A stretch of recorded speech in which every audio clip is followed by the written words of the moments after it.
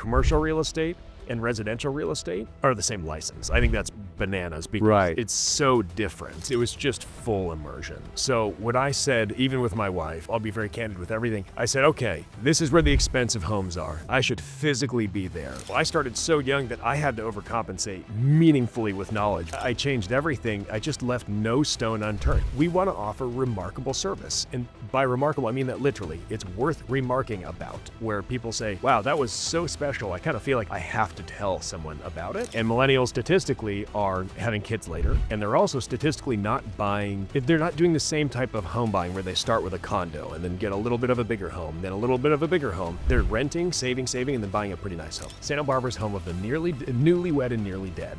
So just out of college, and then everyone makes their money elsewhere, retires, and dies in Santa Barbara. But nothing in between. That nothing in between is there now. And it's there even in the ultra luxury. I mean, some of my clients in their 30s and early 40s are buying things you can't fathom. Welcome to All Things Real Estate with Ari Wintraub, a show where we get to meet and learn from players within and around the real estate industry.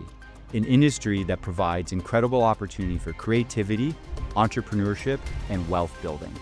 Join me as we learn the tips and tricks from these insiders and helping us to carve out a space within this massive industry. Hi, everyone. I'm Ari Wintraub. Welcome back to All Things Real Estate, our first episode of 2026, which I am very excited to be doing. I was away, I was sick, but now I am back on the mic with my friend and colleague, Dusty Baker, who's come down today from Santa Barbara. He is a top agent at Sotheby's, not only in Santa Barbara, but across the nation and the brand. So I'm really excited to have him on to learn how he runs his business, how he's got to the pinnacle of brokerage, and learn a little bit more about Santa Barbara.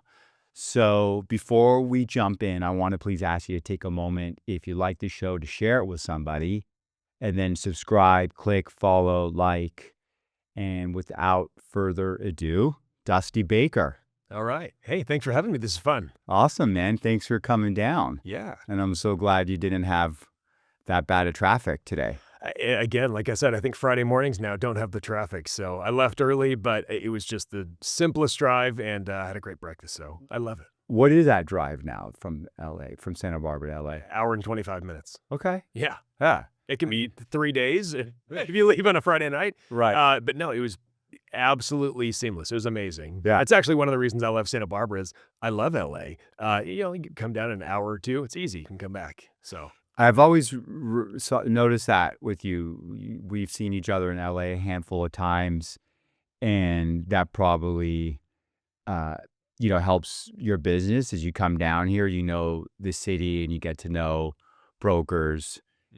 So good for you. It's funny, an hour and 25 minutes. I mean, for me, if I was driving from Santa Monica to Silver Lake, yeah, that's an hour and 25. So oh, absolutely. And that's actually one of the reasons, one of the stretches of beachfront in Santa Barbara that's really desirable is Padaro. And oftentimes it's faster for people, even in LA, to drive to Padaro in Santa Barbara than it would be to get to Malibu. Right. So, there's an element because of the lack of traffic generally in our area where it's not that bad. Versus driving a few miles in LA can be as problematic. Right. So that'd be going up the 101. Yeah, exactly. Opposed to if you were Malibu, you'd be driving through Santa Monica Palisades and going up the PCH, which is slow. Yeah, exactly. Got it. Yeah. You can get stuck going into the coast. So yeah. Fascinating. Yeah. Okay. Yeah. I want to hear about Padaro. It sounds like it's Spanish for bird. So, it's funny. I should know that. I have no idea what that's for. Okay. Gosh, maybe we can Google it. Yeah, I'm not sure, but it's some of the preeminent beachfront in Santa Barbara. So. Okay. Yeah. We're going to hit all that. But before we get into the specifics on your market and what's happening in Santa Barbara, tell us about yourself, how you got to where you are in selling real estate. I'm born and raised in Santa Barbara, and I got into real estate. I had the privilege in 2008 And for, anyone who's been living under a rock, 2008 was not a good time, for anyone, anywhere. But candidly, and I mean this truly, it was the best time to get into real estate. Everyone else was leaving. So I'm entering, and it was a lot more simple to establish myself with fewer agents. And I had the privilege of seeing what a devastating market looks like. I know a lot of agents that have only ridden an upward curve in the economy. You can build a business and a financial scenario in your life that is pretty unstable if you think it's always up and to the right. And I saw Right. even really incredible businesses hurting badly in 2008. So having that as a foundation to grow my business on was phenomenal. Again, I wouldn't have changed a thing. And then I cut my teeth with a gentleman I worked with selling bank-owned homes. And I mean, there were bank-owned homes in Montecito, so it impacted everyone. But because of that, we had a really unique, pretty high touch business because banks required, I don't know if you've sold any bank-owned homes, they require One or a two. lot of data. We sold, I mean, hundreds probably. A lot of high touch points. Even weekly, I'd have to go to every single property, not just that we had listed, but coming soon, and show the utilities were still on. So taking a picture of the gas on, the water running, and it was just unbelievable for how much time it took and really high touch, even though it wasn't luxury real estate in any way. And then another element of bank-owned sales and these relationships we had with these banks is they require, do you remember BPOs, broker price opinions? Yeah, of course. So I've done literally over 1,000 of them. I still have a file of them because And that's when you were starting in '08, you're doing these. yeah, exactly. So I'd do, 5 to 10 a day sometimes because it wasn't just for properties we might end up selling. Banks just wanted to know what these miscellaneous assets were worth that they were never intending on owning or possibly owning. So I got to know the market really well. Right. I mean, I was taking a sip of water out of a fire hydrant. Yeah. So to do all of that, again, was just the best foundation. And then growing on from there. Yeah, it's so interesting though. Like you would never think like a Sotheby's guy, cut his teeth on bank owned. Yeah. You think of like that lower tier, it's like a volume game, Mhm. but knowing the value of homes and knowing a neighborhood, even if it's a lower price home, just understanding the concept of comps Yeah. and to be able to do that on 10 a day, you're not waiting for a listing appointment where you're going to finally get to run comps. Yeah, exactly. I mean, there's no reason for most agents who are newer to run comps at all, Right. or even drive and look at properties. And don't get me wrong, I wouldn't want to go back to selling homes. Sure. Selling bank-owned homes, but a remarkable foundation. Yeah. But yeah, that's not my intention moving forward. Right. Okay. So interesting. And then from there, were you at Sotheby's at the beginning or no? No, I started Okay. at Coldwell Banker. Sure. And I had some incredible mentors, and that really shaped everything. I mean, it's like if Thomas Keller were your uncle, you'd probably end up cooking pretty well the rest of your life, and you have Right. an incredible palate for food. That's who I was. I only got to see the best of the best. So I really blessed in that regard, and ended up partnering with a gentleman, and we grew a team from there. And then about 10 years ago, my wife was pregnant with our firstborn. And, when you start having kids, you start to think about the future and what you want life to look like even more. And I realized, I really want to grow the business. I don't want to sell necessarily more homes. I was averaging about 20 sales a year, Right. Successful for all intents and purposes. And I didn't really want to sell 100 homes a year. So the next step would be increase the average sale price. Right. And locally, those two markets, Santa Barbara as a whole obviously is very affluent, but Montecito and Hope Ranch are the two really, high-end pockets. So I thought, okay, I need to change everything about my business if I want to What year grow was that this? expertise. Again, that was about 10 years ago, so 2015, 2016. Okay. And I shifted everything. That's when I said, I was at a different company, and I said, Sotheby's is the preeminent luxury brand in the world, bar none. So I'm switching to Sotheby's. I ended up leaving my partner on great terms. He's a phenomenal guy, and left that team and went off on my own, and then grew, my partnership and my team from there. My office was then in Montecito. My expertise was really growing just for this specific pocket, but it was hyper specialized in really every single way to gear towards a different price point. I really believe, I think it's crazy that commercial real estate and residential real estate are the same license. I think that's bananas because Right. it's so different. Oh my God. And the behaviors. Behavior's different, expertise is God. different. I mean, you dabble really well in both with your investments. And I'm dealing with it right now. And the I guess you'd say fiduciary behaviors of the commercial brokers. I mean, this is a generalization because there's some phenomenal ones. Yeah. But yeah, it's an interesting point. So continue with that. Like it should be a different licensing almost. Yeah, I just mean there's the fact that one real estate license covers so much between commercial and residential is crazy. I would argue in the same way, not a new license, but the expertise of really entry-level homes versus these, really high-end luxury market. It's a completely different business. It's a different knowledge set. It's a different expertise. It's a different expectation. I mean, I feel like it's playing soccer and baseball. One isn't better than the other, but I wanted to shift and have the entire package of goods for this luxury. So how'd you do that? That's an interesting conversation point because so many of us have figured the math out that you could sell 5 less homes a year, or like 5 times less homes a year. Yeah. If they were 5 times more expensive. So sell a $5 million house opposed to $1 million house. Sell 5 times less homes, and you make the same amount of money. Yeah. And the work is arguably the same amount of hours. Yep. So how does one successfully, what did you do? Because I have not, completely ever been able to, turn one off and turn on an exclusive luxury business. Like You also have a $30 million listing. Sure. Yeah. I think you're doing well. But you have like 5 of those at any given time.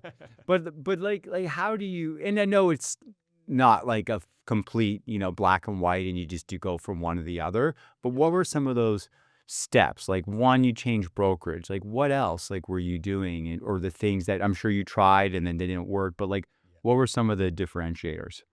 The most basic thing I would say is it was just full immersion. So what I said, even with my wife, and again, I'll be very candid with everything. I said, okay, this is where the expensive homes are. I should physically be there. So again, switched offices. I was in the heart of Montecito. Okay, great. Even just walking to lunch, I'm going to gain expertise in this specific pocket. We're very blessed with broker caravans. We can get into any home you want, essentially. Yeah. So go to every single one. You should know the market cold. And I found that clients are most impressed if you're getting a cup of coffee and they say, hey, Ari, I saw this home on whatever street come up. What are your thoughts? And if you know it immediately and say, oh, it's terrific, but you know that it's really a 2-bedroom home. That third bedroom is, you access it from the exterior. There's no closet. There's no heating. Oh, wow. And then you say, what's really a better comp is this other one on Sunset. And they just leave thinking, oh my gosh, this is the god of real estate. He knows everything. So one, you were like really learning the market data. I wanted to know everything. And so I got into real estate. What I didn't mention is in 2008, I was still in college. So I got it. Yeah, I was actually going to say, because you look like I'm sure you hear this all the time. You look super young. Yeah. Which is a great thing. So you were just out of college when you started. Yeah. So I started so young that I had to overcompensate meaningfully with knowledge because I didn't have the expertise. I mean, my current business partner, he built and sold a commercial brokerage, built and sold a bank. I mean, he has so much gravitas behind his career. So even when you look at him, like he probably has a more... He's older, exactly. You just think, well, this he's guy got the grays. Got the grays, exactly. So that helps when you're young and you have nothing to bring to the table. You better know your stuff. So I knew I had to overcompensate with knowledge. So that was one of the ways I got to know the inventory well. But again, even with just knowing that specific community, I told my wife, hey, for the next few years, if we're doing a date night, it is at a restaurant in Montecito. So smart. I want to know everything about every appetizer in Montecito. That's something so simple. Yeah. Is I say to myself, like one of the goals this year, I'm like, okay, I want to be in those circles more. Yeah. Okay. Go to dinner. Just go to dinner in that restaurant. Opposed to, it's not like a normal dinner is cheap anyways. You go anywhere, it's expensive. So let's pay a little bit more and go to the best place. Yeah. Or this is a real example. There's a Chili's in Goleta. I think I've been there once. Chili's isn't cheap. If you actually look at what you're paying and you're in Goleta and it's a terrible restaurant. No offense to Chili's or Goleta, but spend, 5% more and you're in Montecito. Yeah. Okay. So it doesn't even cost more. You're diverting your energy. So when I say I changed everything. I just left no stone unturned. Everything was through the filter. And the same thing with all of my marketing. Anything I was doing, I was thinking, is this what the clientele I want is going to even be reading? So I shifted. I canceled a lot of my print advertisements and shifted 100% towards this, affluent clientele. So the answer isn't what did I do differently? It's what didn't I do differently? Right. And even attire, it doesn't mean you have to wear a suit and tie. In fact, that would be suicide in honestly, because no one does that. But, do you even look like you know what you're doing? Just every single thing was shifted in such a way.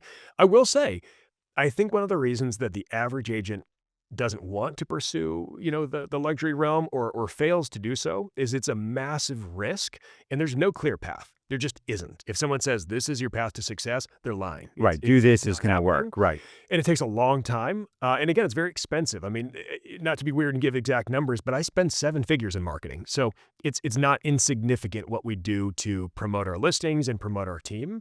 So it's just, again, it's a massive risk, but it does pay off well. I mean, from the time 10 years ago thinking I need to shift something, my average sale price has gone up 6x. So, 600% increase in this average sale price. Right. I've What's also that dollar-wise? So like you got $1 million listing times 6, it goes to like 6 million. Yeah. So our average sale price is around 6 million. Yeah. And this last year we just closed out actually at 162 million in volume for the Wow. year. We're hoping to grow from there. Yeah. We really ought to be in that 200 to 250 range. Again, we'll see, and we're working very hard, but it did pay off. It did. Yeah. And I would say, I still work an insane amount, but I'm not working the number of hours anymore. Right. Exactly. That's what I was mentioning before. Yeah. Okay. So that there's a lot there. It's great to hear and very inspiring. It's like the nice thing about, these discussions around real estate sales, it really appeals to anyone in any sort of role that involves sales, which is so much, and marketing and brand positioning, companies that are trying to reposition their brand. Yeah. So very clear, concerted effort. And then you've mentioned the team. So what's the structure now versus then? So our team, as you know, there are so many different types of teams in real estate, and they're built for different reasons. So let me tell you why my team isn't what it is. It's not ego-driven. A lot of people want a ton of people on the team. They stand in the middle. They have all the minions around them. I have zero ego. I really mean this. The only steps we take are what's best for our clients, period. And I know, it sounds like a gimmicky, mug or something like that, but it really is. And our team is set up for our clients. Not to be even more egotistical and compare myself to a Porsche 911, but why is it the size that it is? It's the perfect balance of horsepower and agility. And that's exactly what we want. So it's 4 of us on site, all licensed, but only 2 selling agents, myself and my partner, Greg Moss. And then full-time marketing, and then full-time project manager, and then a transaction coordinator off-site, and some other marketing people off. Project manager is on site and is like staff payroll. Like So what's a project manager? Like I've not heard that term in real estate sales as a team member. Yeah, it's interesting you ask, actually, because you're right. It's not a common vernacular, and it didn't start that role. It actually just started as administrative assistant. But really what it turned into is we realized we have constant projects that he's managing, whether it's due diligence oversight or, home prep. We get so involved in so many ways that actually one of our biggest problems is legal liability and not overstepping our bounds, not being a general contractor or something like that. So that's actually our biggest issue, but we're remarkably high touch, white glove service. Right now we have one of our sellers is a widowed 93-year-old woman. We're going to do anything she needs. If we take the trash out for clientele who physically have issues with things like that. So we do everything. Yeah, it's project manager. Yeah, and this is actually rare that she's living in the house. Most of our clients do not live in their homes. Mm-hmm. So it's actually a vacant property that then we're getting involved in. We do a lot of what we call zhuzhing. That is a real word, by the way.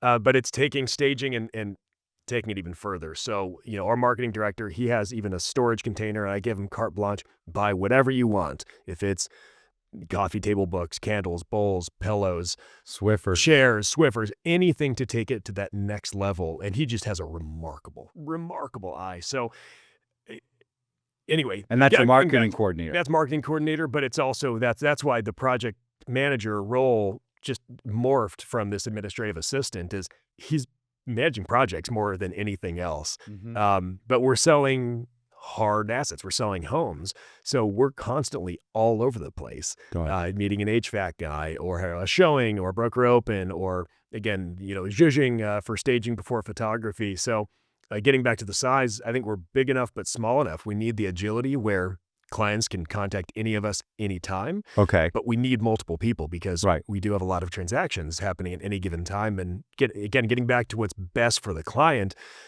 they need access and they need immediate responses. Right. But when you get too big and there's like 6 or 8 of you, each of those agents doesn't really know what every deal is. Exactly. And who the client is.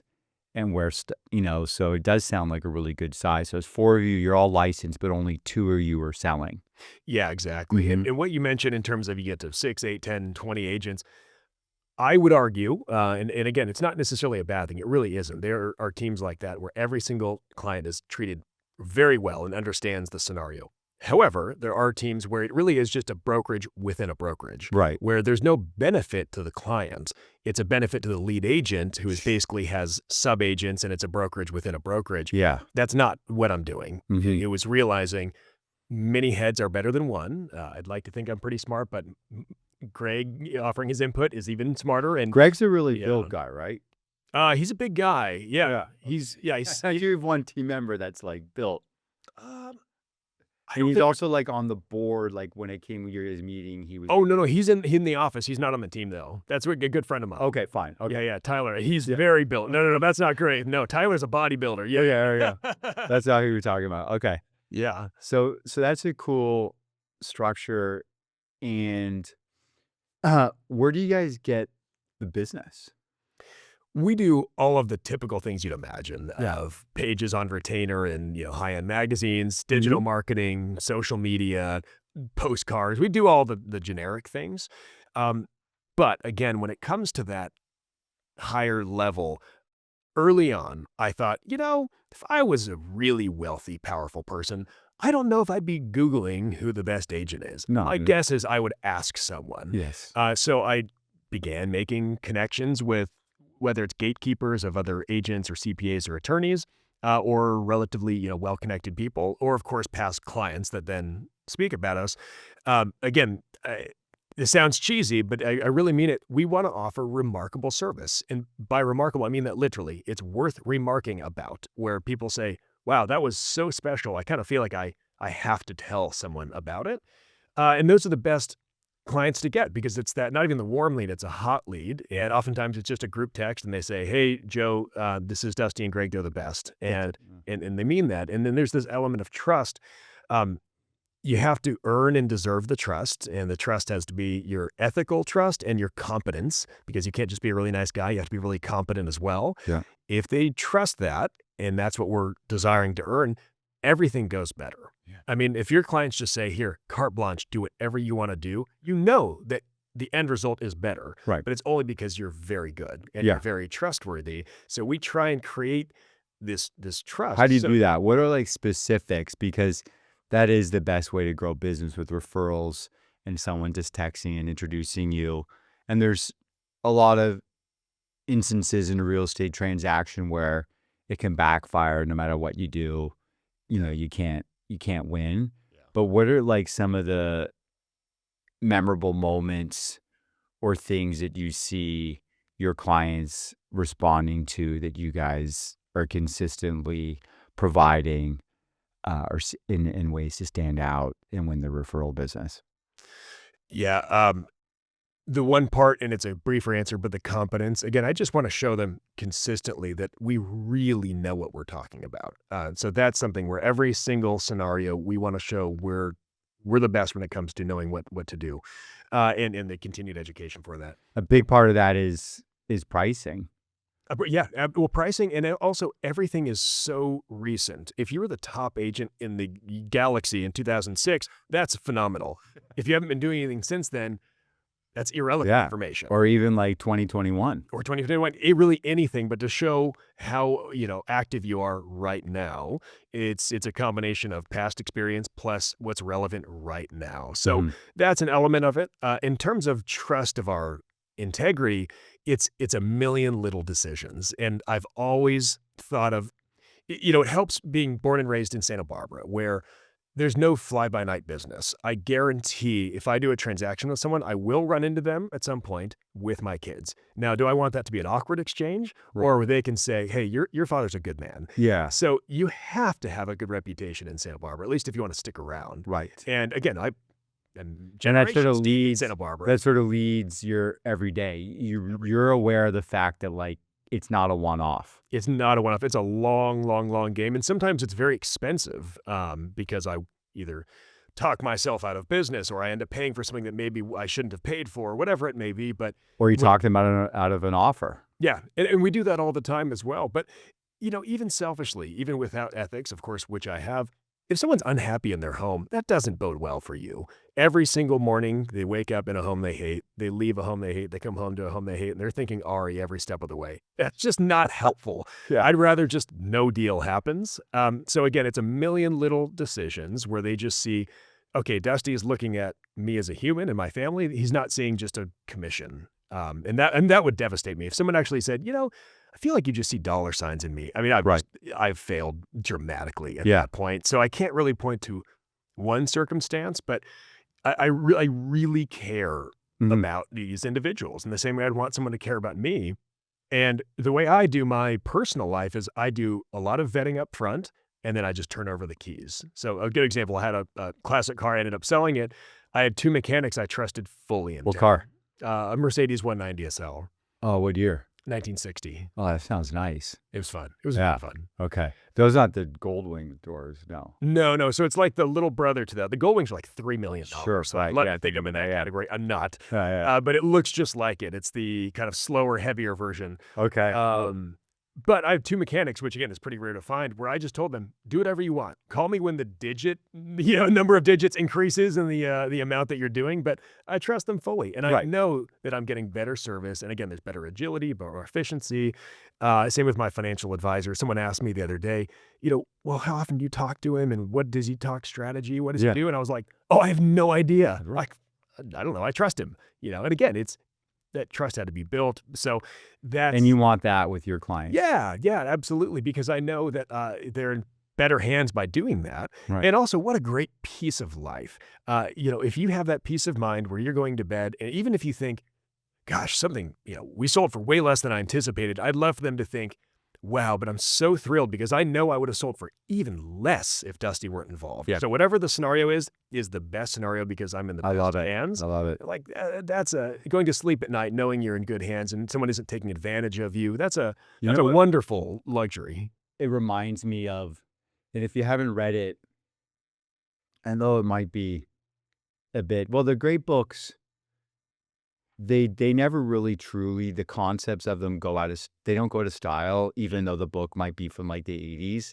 Yeah. But the good ones, although the concepts get repackaged and, they comes out with a new way of telling the same theme. Yeah. But there's a great book, and I'm only saying all that because it is a bit older and the example is a bit older, but the concept of the book, and it's called The Millionaire Next Door. Oh, it's a popular book. Oh, interesting. And the concepts we know, but this sort of relates to it.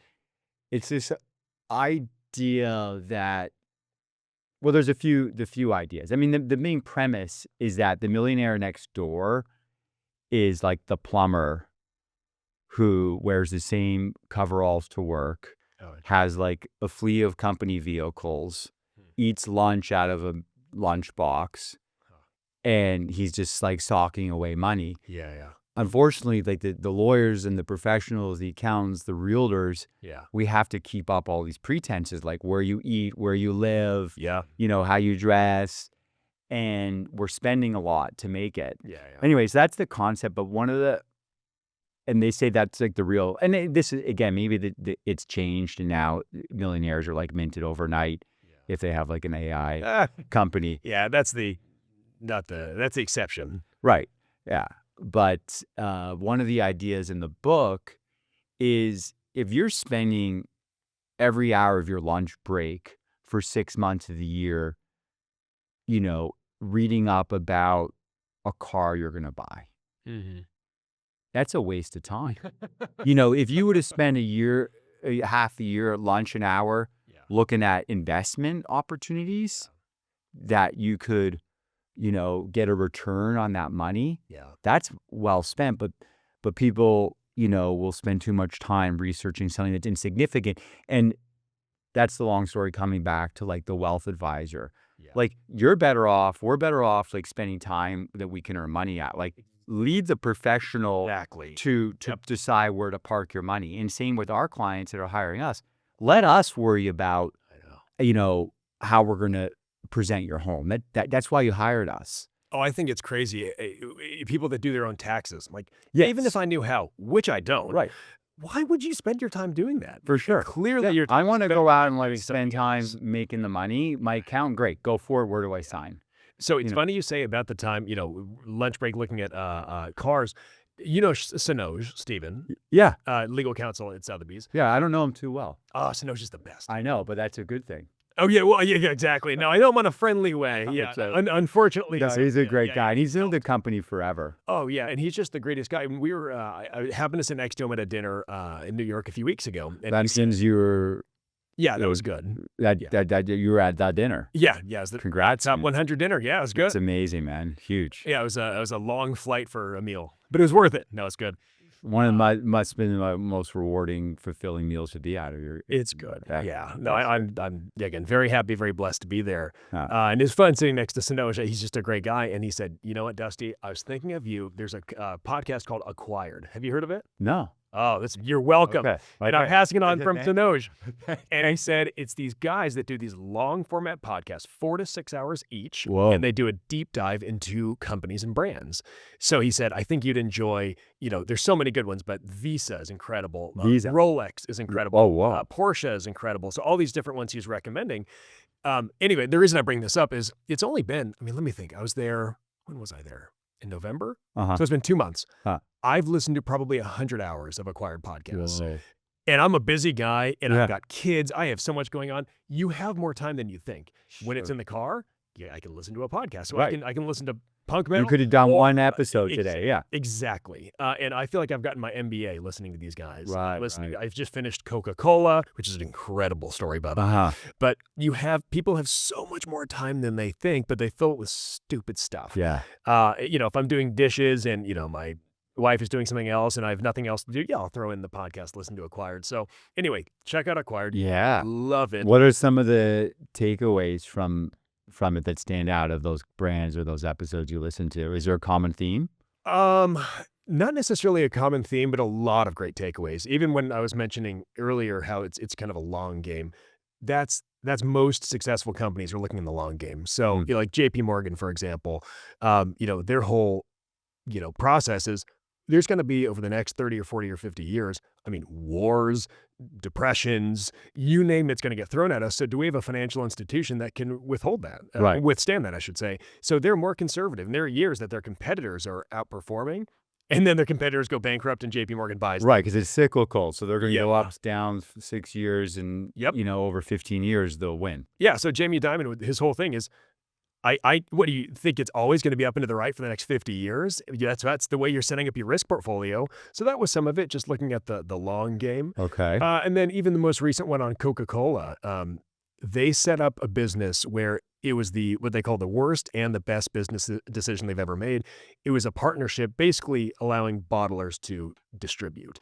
Coca-Cola could have made a lot more money keeping it in-house, but by allowing distribution partners, it went to, so many more people, so much more quickly, and really established the Coca-Cola brand instantly. And as time has shown us, once people make their decision, once a restaurant chooses, I'm going to serve Coke versus Pepsi, when someone says, I like Coke, they kind of just keep that the rest of their life. Right. For whatever reason, most people don't drink Coke and Pepsi. It's one or the other, and it's a hard line. And because they were able to get to market so fast, and again, that doesn't really scale to real estate in any way, but you're asking about takeaways. I actually was thinking that it does, in the way that it's ours to lose. Like once you get that client for the first deal, let it just be like a lease for like $10,000 on like a summer home. Yeah. They're typically going to stay with you. Like Yep. It is you yours to become the lose. realtor. Yep. Yep. Unless you screw it up. Yeah. Yeah. That's accurate. And That's the data great. shows that actually. So National Association of Realtors every year, and I've tracked this my entire career. So, 18 years of showing this data. When someone buys a home, they're polled, and not every single one, but enough to be statistically significant. Did you like your agent experience, and do you plan to use them when you sell your home? It's always about 85% say, yes, I'm going to call Ari to sell my home. Then they poll sellers. Did you use the agent that represented you on the purchase? It's about 13%. That said yes? That said yes. So it's like a 70% delta that had it in the bag. It was theirs to lose. Right. They lost it. Right. It wasn't even that their clients were upset with them. They used someone else after they said and thought, I'm going to use Ari. Yeah, and it's not that they necessarily did something wrong. Sometimes it's not staying top of mind. That's a big Oh, exactly. Yep. That's right. Yeah, it's fascinating. Yeah. We're just going on and on. Yeah. And there was holy crow. There's some things I want to hit on. So Yeah. one of them, and that's great, man. We hit a lot about the business and learned a lot and how you see it and how you keep it and maintain it and how you lead with service and being able to see them again on the street and holding your head high and knowing that they're going to refer you. But looking this week, 2 days ago on the 7th, that we had the anniversary of the Palisades fires. You guys in Santa Barbara are no stranger to natural disasters. In 2018, it was a fire that then set off the mudslides. So how did that, do you remember, impact your business and then the town as a whole? Well, the business, it pretty much went to zero. I couldn't even access my office. So, it was devastating for business and devastating even more so for the community. I imagine, I'd love to hear your thoughts on what you're seeing with LA. My guess is it's an identical answer, but the community has gotten much stronger. So if there's a way to look at this glass half full, we're in a net positive position community-wise. Oh, that's great. I mean, the folks who lost family members wouldn't say that it was a net positive, but I'm just saying of the devastation. Right. You had more deaths. I don't think, because yours happened in the middle of the night. So as a net, it came out that the community is stronger. Yeah. Did you see? Yeah, and in LA, I don't know. I do know, like, the fabric of the Palisades was so strong and so unique and so insular. Yeah. I do feel like that's been lost, and it may be hard to come again. Well, the difference is that we had about 500 homes impacted in Montecito. So there's about 3,000 homes. And, so it wasn't everything. Palisades pretty much just got wiped. Yeah, that's it. Everyone had to leave. That's it. So we had something remaining, but Palisades was, that was horrific. Yeah. And then, going on, so 3 years after that, we had COVID. I'm just sort of trying to find this parallel of the buyer base in Santa Barbara. Mm-hmm. I don't know if the fires or the mudslides had any impact, but probably the inverse. But COVID, I saw as the beginning of this, shift where people are like, I'm going to live in Santa Barbara. Yeah. I don't need to work from home. Now, did you really see that as the beginning of this no longer a second home market? Like, these people can now come here and live. And was there a big shift in who your buyer was? Massive. Oh, yeah. Massive shift. Yeah. And it was a combination of COVID alone would have done it, but it also coincided with millennials were about 40 years old, or are about 40 years old, plus or minus right now. And millennials statistically are having kids later. And they're also statistically not buying, they're not doing the same type of home buying where they start with a condo and then get a little bit of a bigger home, then a little bit of a bigger home. They're renting, saving, and then buying a pretty nice home. That is a difference, yeah. Data-wise. So what we saw is a combination of both of those. So what we're seeing, growing up, the funny expression is Santa Barbara's home of the newlywed and nearly dead. So just out of college, and then everyone makes their money elsewhere, retires, and dies in Santa Barbara, but nothing in between. That nothing in between is is there now. And it's there even in the ultra luxury. I mean, some of my clients in their 30s and early 40s are buying things you can't fathom. Right. And a lot of that was an impetus from COVID, because if you're just having kids, or you have kids that are 2, 4, and 6, and if you have the means to do so, I mean, why not buy an acre or two in Montecito and have, do homeschooling and bring in a teacher and have your chef or your housekeeper, live on site, or, Montecito. Or try and buy a home for $4 or $5 million in Brentwood, which is like 3,000 square feet. Yeah. And there's so much competition to buy that. Yep. And traffic and. Yeah. And LA also just handled COVID a little bit differently. I mean, I came down here to visit a friend, and the beaches were, fenced off in Santa Monica. It was very bizarre. Santa Barbara, we certainly didn't disrespect the fact that COVID existed, but most of our dining is outdoors anyway. Right. The beaches are open. The hiking is open. So we got to lead pretty nice lives amidst the COVID lockdown. And we have just higher quality of air. We have the ocean and the mountains. I mean, Santa Barbara's nice for a lot of reasons, but people couldn't live there because, their jobs in San Francisco or LA or Chicago or New York. Or then COVID changed that. COVID changed that. Yeah. And it's not that we attract necessarily employees where their boss is saying you can work remotely or not, even though that's some of it. It's typically the bosses actually. But because the employees can work remotely, they're given a pass to also work remotely, because culturally it's weird if the boss never shows up, but then the employee has to. So it allowed this liberty for people to work remotely. Yeah. So us locals were thinking, okay, we're getting this influx of people. Again, a lot of really young people as well.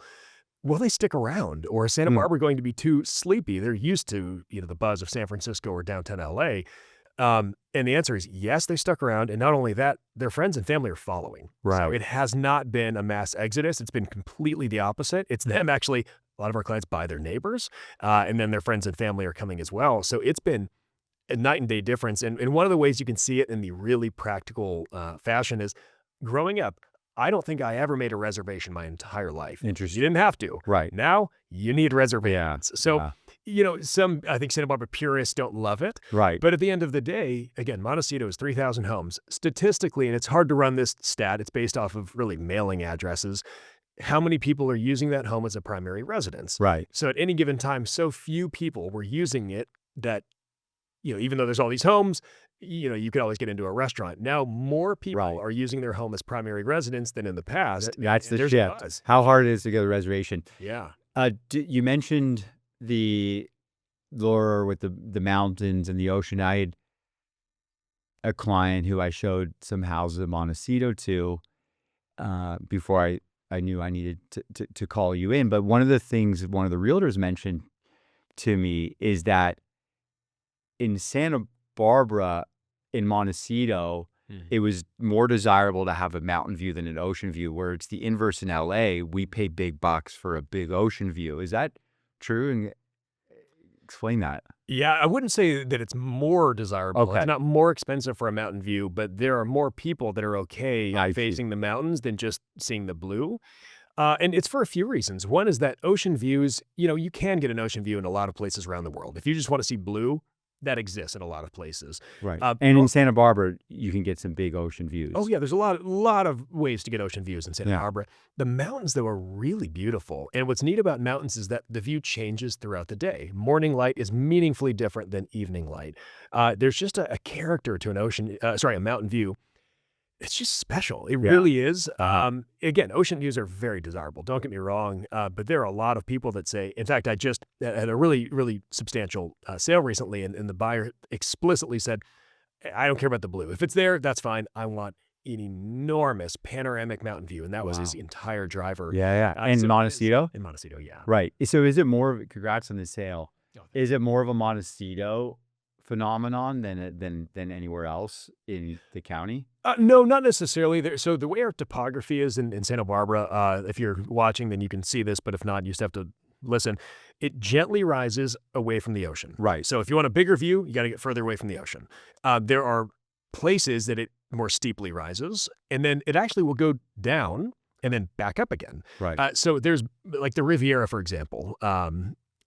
There's a backside of the Riviera, and that backside has incredible mountain views, looking at the ranges behind. Right. So that backside doesn't get the ocean view, but you get really stunning mountain views. Right. Our topography is unique enough where there's a lot of different ways to look at the ocean, the canyon, the city, and the mountains. Right. So Okay. there are pockets where you can get some pretty dramatic views. Right. And does it matter that this desire for the mountain is not just a Montecito thing? Okay. No, and there are elements. Same thing with Hope Ranch. That's really nuanced. It's only 776 parcels. It's 1,500 acres, but gosh, there are That's 20, in the northern part of the county. yeah. Well, not necessarily of the county. It's Of as the Santa crow- Barbara, north of town. Yeah, I mean, if you're downtown Santa Barbara, it's about 5 minutes north to Hope Ranch and about 5 minutes south to Montecito. So in So terms, small enclave. yeah, exactly. So Yeah. compared to a city like LA, I mean, gosh, it's so close. For us, it's kind of one end to the other. But there are 20 different quote unquote ways to live in Hope Ranch because of the topography. Right. One has a bit more marine layer, so it's a bit cooler. Some are a little hotter. Some are on the north side of a mountain, so a little darker. Some are on the southern side, a little lighter. Right. Our topography allows for a lot of different ways to live and a lot of different views as well. It's so neat. When I was in Santa Barbara last summer, it was like the first time that it really struck me of how beautiful it is. I've not been up there like a ton. I've surfed a little bit around Rincon and passed through town. But I saw for the first time the topography had that lower mountain Yeah. range and then behind it a larger one. And that was just so pretty to me. Architecturally, Santa Barbara seems to have a lot of CCNRs and restrictions, like at least in town, like on State Street, everything's like mission style. Mm-hmm. How real is that, and how does it impact your business? Oh my gosh. I mean, it's not even that it impacts the business. It is the business, and it's not just historic, even though that's an element. So downtown, it's a really good question, actually, considering you don't live in Santa Barbara. There's the Mission District and the historic district downtown. So the architecture really must follow this Andalusian style. Then there's a Andalusian, it's called. It's like Spanish, but Yeah. their fancy version. And Then there's the Architectural Board of Review, and actually, I mean, I read this in a book, whether it's accurate or not, but actually Santa Barbara had the first architectural review board anywhere in the country, and all the others were based on Santa Barbara's. Oh. So it's very strict. So yeah, it's extremely difficult, and it's totally discretionary as well, which is obviously a lot of developers, certainly, it just drives them bananas because Right. they have no guarantee of anything. And I've personally known people that their project is delayed, 3 months because of the diameter of a gutter. It's like, oh my gosh, can we just move on? Yeah. So that's an element. The other thing is we have a lot of actually similar here in LA, in Santa Barbara, and certainly Pasadena, a lot of architects from the 20s, whether that's Wallace Neff or George Washington Smith. These are historic homes, and you certainly can't bulldoze them, but you can't modify them necessarily. So, and actually, the way it technically is in Santa Barbara County, anything over 50 years old could be deemed historic. Right. Goodness, well, that's 1976. That's ridiculous. Yeah.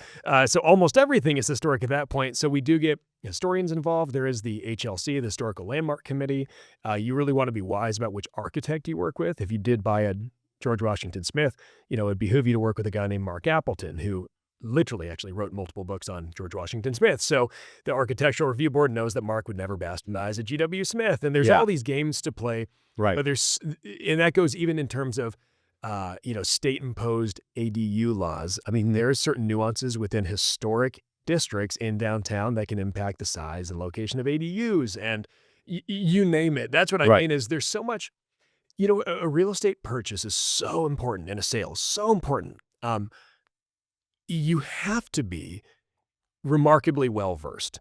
And that's, I think, what makes me just sad in general is people get licensed, they don't know a thing about anything, they're not even from the area. Because when your business is important to understand these things and those architects and the nuance. Yeah. Because for a homeowner that's going to get screwed and delayed, they're coming from LA, they're looking to you to be the expert, and you don't know these things.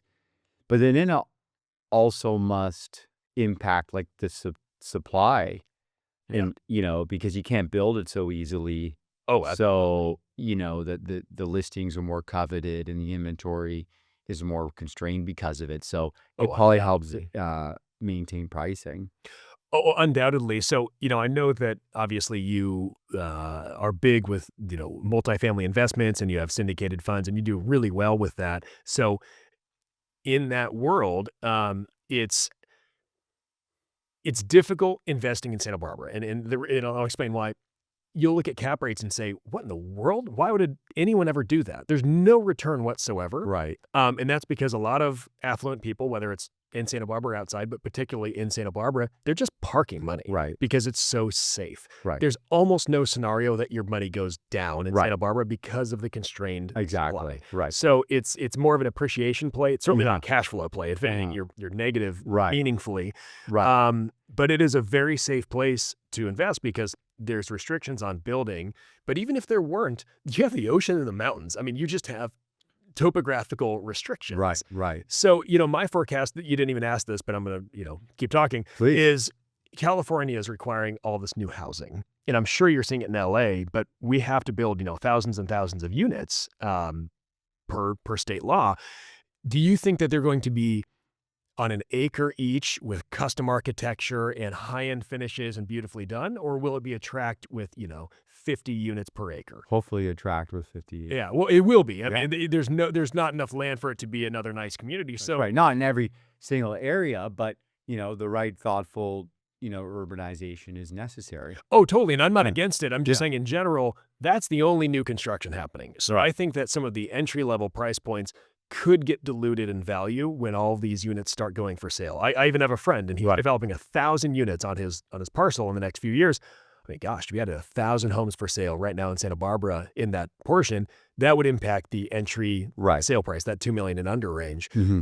They're not making any more Montecitos and Hope Ranches, though. Right. If you want an acre or two with some noteworthy architecture and what you referenced earlier, those borrowed views of beautiful neighbors, of mature landscaping, of ocean or mountain views, That's going to maintain its value. never Right. I think it'll skyrocket, to be totally honest. Yeah. You mentioned the syndicates and investments, and you and I, connected on that, and you always, gave me, time and interest to hear what I was doing.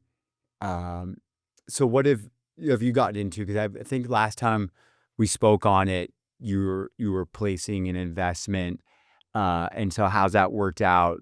And what do you like to look at?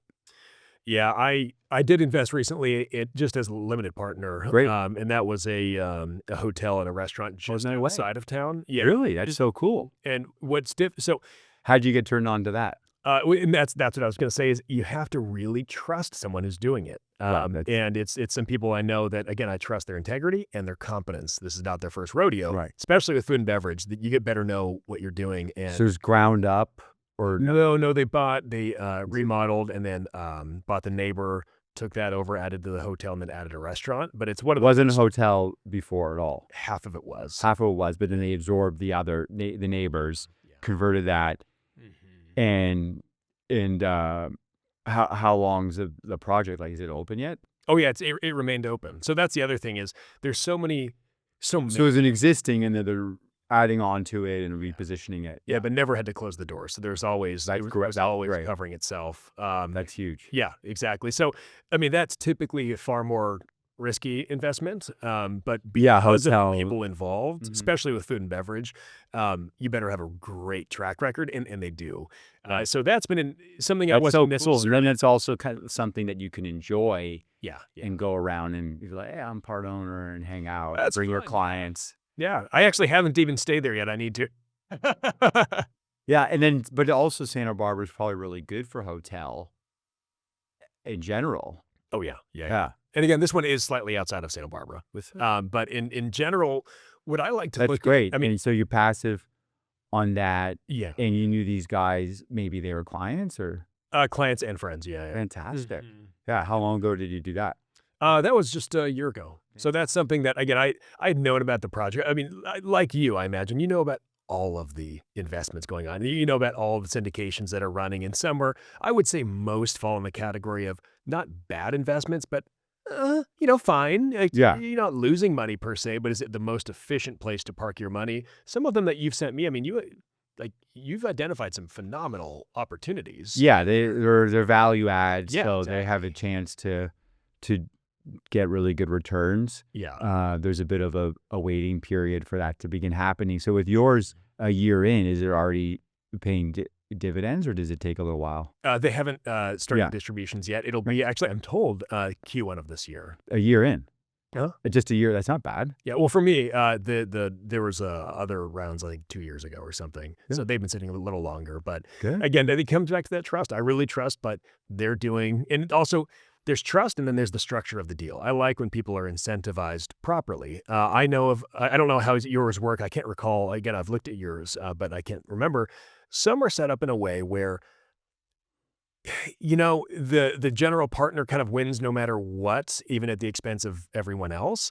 And some are set up in a way where it really is almost a real partnership, and everyone wins, or everyone, I shouldn't say loses, but it's a bit more lateral. And I like that. And I don't even when GPs make a ton of money, I hope they make a ton of money For sure. after preferred return and Yeah, there initial should investment be- back and things like that. Yeah, there should be, profits for the GP. Yeah. After the LPs have made money. Yeah. Where, the way we do ours is that everyone participates in the ups and downs. So some people run funds where after a certain amount of profits to the LPs, Yeah. they're like paid out, and then the GPs take over. Yeah. But we do ours that like everyone's in it for the long haul. Yeah. And so if it becomes a home run or a grand slam, like everyone's in it. Speaking about hotels, then we gotta wrap it up. Yeah. I wanted to touch on Rick Caruso, who's an LA guy and Palisades guy. Yeah. He was, supposed to be the mayor, and maybe he's going to go for it again, if not the governor. Governor. Yeah. Yeah. And he's opened a hotel in Santa Barbara. And then I ran into him there. Oh, no. Not at the hotel, but just at this like pizza restaurant in Montecito. Okay. Yeah. Because he's very involved in a homeless shelter in LA, and I am as well. And so we were trying to link up on that. But how's his project been received, and how is he looked at as an LA guy, doing business in Montecito? So in general, growing up, there would be bumper stickers that say, keep LA 100 miles away. It's like Santa Barbara is more defined as to what it isn't. It's not LA. Right. So considering he's a big LA guy, came and did this big development on the beach, I mean, that's a tough thing to do, but everyone else had failed. Many people had failed with that, at the Miramar. Yep. With the Miramar. I think he was the fourth owner or something. Wow. Even big dogs like Ty Warner had owned it before.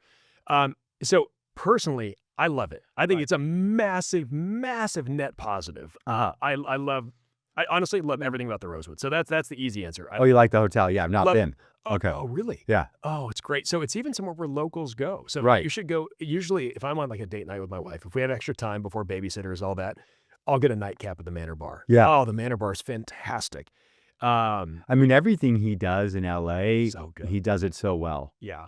So I will say, not everyone feels the way I feel, but I'd say the majority. Okay. There isn't a sentiment of, it's Rick Caruso. Yeah. There are some people that are mad at what they're doing to expand, and he's expanding retail at the hotel. He's finding that really high-end retail is doing well. Right. And, Which is tax dollars and improvements for the neighborhood. And at the end of the day, I mean, listen, am I, consistently shopping at Brunello, Cuccio, whatever, Ginelli or whatever? All those are the kind of retailers. Yeah. Am I constantly there? No.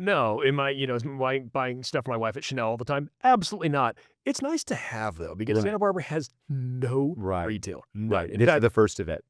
I mean, everything is just left. I mean, State Street is just not doing that well for retail. And, Santa Barbara, even though it's a small town, is kind of big. There's about 250,000 people. That's still pretty small compared to whatever, 7 million in LA. So I get it. If I was a retailer, I'm not sure I'd be excited about it. But Rick brings such high-end clientele to the resort that having these on site, they're doing very well. So anyway, I think it's a net positive. I'd say it's a very small minority of Montecito that is against him. But it's really because he brought quality. What I say is that our area, Santa Barbara, Montecito, et cetera, if you do something well, people will respect it. You don't even necessarily need the best location.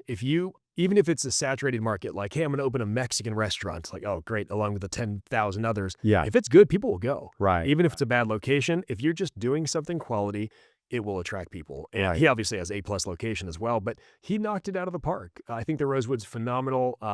Listen, I hope he wins governor. Yeah, 100%. But that's a great good. sentiment. Doing, in a small town is very important. Yeah. But it's a great ethos whatever you're doing, do it well. Yeah. Yeah. Doesn't matter what you're doing. Yeah. And I can get a lot of that through line in your life and in your business. Yeah. And so it's great to hear you share that. And it's a good reminder, as we kick off the year, Yeah. how do we want to do what we do? Yeah. No matter what you're doing, Mm-hmm. is to do it our best. Yeah. And to do it when you run into the person who is, hiring you to handle it, that they were, pleased with it. Sometimes we get tasked to rent a client's, back house or something, and it's just, a few $1,000. Yeah. If you decide to do it, Exactly. you got to do it well. Exactly. And that's another theme for me this year is, what to say no to, because you have to deliver on it. And if you don't want to be doing it, then don't do it.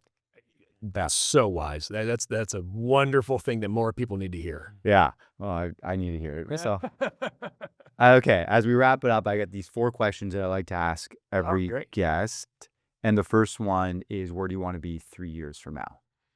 It's so funny. I really didn't time it this way. I just want to be better. Like you said, do everything well. If I'm better tomorrow than I am today, great. And that's something that we actually talk about that as a team a lot, whether it's even physical health, quality of life, me as a father, the business, a little bit better tomorrow than today. Yeah. That's great. Yeah. Yeah. It doesn't even have to be huge, just a little better, a little progress. I love it. Yeah. And then going back 10 years ago, what would you have done different? Oh, gosh. I don't know if I would have necessarily changed my business per se. Going back to the beginning of my career, I probably just would have gone to Sotheby's as fast as possible. And they don't pay me to say that. It really is just a phenomenal brand and company. And it's the people involved, of course. If all the staff left, then it would be a different scenario. But we have just the best. I might tell myself just to relax a little bit. I think we all, stress more than we should. Yeah. That's a great, no one said that before. Oh, really? That's a great, because in the end, everything always works out. Yeah, and so much is out of your control anyway. Think of you in high school, and you're stressing about a test. Who cares? Just tell yourself, what are you doing stressing about a math test? Yeah, exactly. Because even when I did stress about them, I still did crap. Yeah. All right, and then favorite book, movie, or song? Oh, gosh. I have no idea what my favorite would be, but one thing I wanted to bring up that you mentioned, I just finished last year the book Essentialism. Have you read it? No. Oh, I would say, and I hate saying this, yeah, it's so good, you need to read it. Right. And I told the podcast, I need and it. Acquired. Yeah. Acquired is more just like, that's fun. It's for your soul right. and your brain. I actually told my team, Essentialism. And I told the team, I'm never going to pull this card unless I mean it. Okay. You all need to read this. Sure. And then we're going to have some team meetings about it. And it's essentially, like you said, it's that getting to great is really tough because you have to get past good. And a lot of people get stuck in the good and say, okay, how do I fine tune the good to get to great? So you might be doing things you're like, well, I'm not doing drugs and making all these bad decisions. It's like, okay, great. Let's get past that. And then, okay, I'm doing all these great things for my business or all these good things and none of them are wrong. Okay, but are they the most right? And what they use is the essential intent. What is your essential intent? What is the best thing that Ari brings to the table that's the highest money making? You're the best at it. It brings you energy. The other thing the book talks about is you actually have more energy than you think. You're just doing things you hate. So what if you found things that you loved that were also that you're very, very, very good at? Okay. And you can do more. So anyway, Essentialism, it was recommended. So is the title because it's about doing the essential things. Yeah. And they're the things that are going to have the biggest impact. Yeah. And they're the things that you're the best at. So that's why they're essential. Yeah. Okay. It's just so good. That's really good. Oh, I love it. Yeah. A lot of the realtors that run teams and stuff, it's going to be about like, I'm assuming yours, the lead generation. You're essentially there like bringing the business, that's one of them. Yeah, right. Absolutely. Exactly. And do you enjoy that, right? Mm-hmm, mm-hmm. Yeah. Okay. That's fantastic. It's similar to a mentor and friend of mine that talks about like high impact and high ease. There's like this grid. Yeah. And so you want to be doing the things that have the most impact, that are the easiest, that you're the best at, right? Yeah. Exactly. Essentialist. Okay. Essentialism. Cool. Essentialism. Yeah. Yeah. There's probably a reason why I keep Yeah. I think you'll find it no matter what. But Yeah, exactly. get your copy. It's that good. Oh, fantastic. Yeah. And then in closing, what's it all for, right? We have this thing called the one thing, and it's the reason why we do what we do. You mentioned, we keep going back to the theme of, just if you're going to do something, do it really well. Growing up in church, I went to like a church camp or something, and I got a t-shirt, and it was a basketball themed shirt, and I loved basketball. And it was a verse at Colossians 3:23, whatever you do, work at it with all your heart as working for the Lord, not for men. And it was just this entire higher level of, again, if you're going to do it well, but on like an eternal basis, not just, I'm going to do well for this client, but I'm going to do well for what I think I should do on the planet. Right. And that's really it. And whether that's obviously me as a father, me as a husband, me as a friend, me as even just a guy driving down the road, that drives the entire business as well. Of, I want to be excellent for the sake of I'm calling to be excellent. So. Yeah, beyond yourself, but for Yeah. mankind and for the planet and Lord, that's amazing, man. I love that. Yeah. You still have the t-shirt? Yeah, I don't actually. I can picture it though, which is funny. Right. That's the main thing. Yeah. Oh, fantastic. I should find it. Yeah. Dusty, this is so good. Yeah, thanks, Ari. This is a lot of fun. I can't believe an hour just passed. I know. Yeah. Oh, yeah. Awesome. Someone might be waiting. Thanks, man.